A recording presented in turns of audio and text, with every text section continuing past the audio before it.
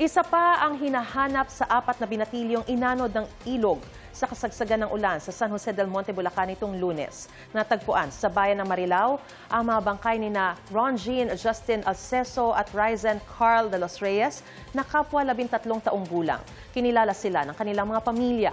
Ayon sa kapitan ng barangay Gaya-Gaya sa San Jose del Monte, nakita ng mga mangingisda na palutang-lutang na ang mga bangkay. Nauna nang natagpuan ang 17 taong gulang na si John Norbert Nipay noong Miyerkules ng hapon sa bayan ng Santa Maria. Hinahanap ang isa pang naligo sa ilog na si Mark Ivan Herona. Nagpaabot ng pakikiramay at tulong ang lokal na pamahalaan ng San Jose del Monte, sabay paalala sa publiko na huwag nang maligo sa ilog o dagat kapag masama ang panahon. Ayon sa ina ng isa sa mga natagpuang bata, hindi niya akalaing trahedya ang sasapitin ng kanyang anak.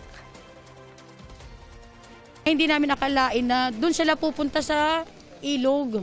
Oo, na yun nga na bakit nga wala nagsabi na tumaas ang level ng tubig, na wala man lang nagsaway.